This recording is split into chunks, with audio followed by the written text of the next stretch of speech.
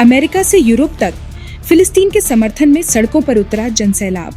Israel और Hamas के बीच युद्ध का शुक्रवार को 14वां दिन है। बीते 7 अक्टूबर को फिलिस्तीनी आर्म्स ग्रुप हमास ने गाजा पट्टी से रॉकेट हमलों की झड़ी लगा दी थी। ये हमले इजराइल पर किए गए थे।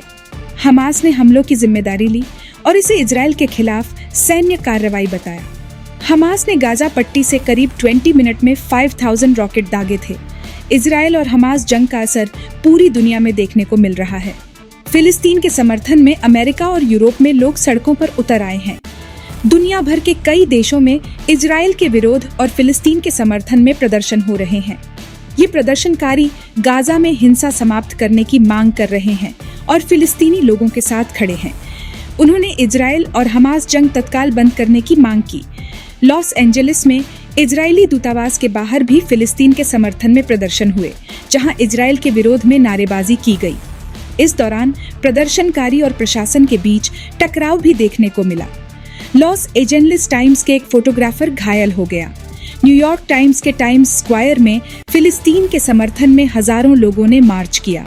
इस दौरान प्रदर्शनकारी फिलिस्तीन की आज़ादी के प्लेकार्ड थामे हुए थे और गाजा पर इजरायली एयर स्ट्राइक बंद करने की मांग कर रहे थे। कई प्रदर्शनकारी फिलिस्तीन के झंडे थामे हुए थे। कनाडा के टोरंटो सहित कई शहरों में भी फिलिस्तीन के समर्थन में नारेबाजी की गई और इस जंग को तुरंत रोकने की मांग की गई। इस दौरान फिलिस्तीन की आज़ादी और गाजा की आज़ादी के नारे लगाए गए और गाजा पर इजरायली सेना पर हमले की निंदा की। ब्रिटेन के लंदन और अन्य स्थानों पर भी फिलिस्तीन के समर्थन में नारेबाजी की गई। लंदन में बड़ी संख्या में लोगों ने मार्च किया। इस दौरान सुरक्षा के लिहाज से 1000 से अधिक पुलिसकर्मियों को तैनात किया गया है। फ्रांस की राजधानी पेरिस में फिलिस्तीन के समर्थन में नारेबाजी की गई। इस दौरान लोगों ने फिलिस्तीन के झंडे लहराए और इजराइल के विरोध में नारेबाजी की। प्रदर्शनकारियों ने इजराइल और हमास के युद्ध को बंद करने की मांग की। फ्रांस के गृह मंत्री ने दरअसल फिलिस्तीन के समर्थन में प्रदर्शन पर प्रतिबंध लगाने का आदेश दिया था। दुनिया में सबसे अधिक मुस्लिम आबादी वाले देश इंडोनेशिया में गाजा में युद्ध विराम की मांग के नारे लगाए गए। इस दौरान फिलिस्तीन की आज़ादी के नारे लगाए गए। मोरक्को के रबात में फिलिस्तीन के समर्थन में लोग सड़कों पर उतर आए। यहाँ रबात में हजारों की भीड़ ने गाजा में तुरंत युद्ध रोकने की मांग की। लेबनान में भी गाजा के समर्थन में रैली की गई।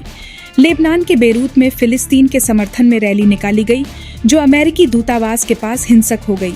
इस दौरान पुलिस ने प्रदर्शनकारियों पर आंसू गैस के गोले दागे और पानी की बौछार की। कैसी शुरू हुई जंग? इजराइल और हमास के बीच युद्ध का शुक्रवार को 14वां दिन है। बीते 7 अक्टूबर को फिलिस्तीनी आर्म्स ग्रुप हमास ने गाजा पट्टी से रॉकेट हमलों की झड़ी लगा दी थी। ये हमले इजराइल पर किए गए थे। हमास ने हमलों की जिम्मेदारी ली और इसे इजराइल के खिलाफ सैन्य कार्रवाई बताया।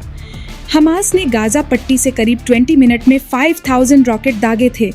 इतना ही नहीं, इजराइल में घुसपैठ की और कुछ सैन्य वाहनों पर कब्जा कर लिया था। इस जंग में दोनों ओर से सैकड़ों लोगों की मौत हो गई है। इजराइल की तरफ से गाजा पट्टी पर लगातार बमबाजी की जा रही है।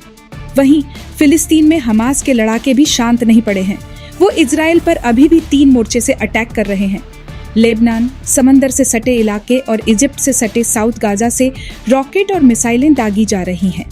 गुरुवार को सेंट्रल इजराइल के वेस्ट बैंक की तरफ भी रॉकेट दागे गए हैं। 7 अक्टूबर को शुरू हुए इस युद्ध के बाद अब तक 7 दिनों के भीतर गाजा में 22,000 से ज्यादा इमारतें तबाह हो गई हैं। 10 अस्पतालों और 48 स्कूलों पर इजराइल ने बमबारी की है। गाजा में अब तक मरने वालों की संख्या 1400 से अधिक हो गई है। इनमें 447 से अधिक बच्चे शामिल हैं। संयुक्त राष्ट्र के मुताबिक गाजा में 3 लाख से ज्यादा लोग घर छोड़ने को मजबूर हुए हैं।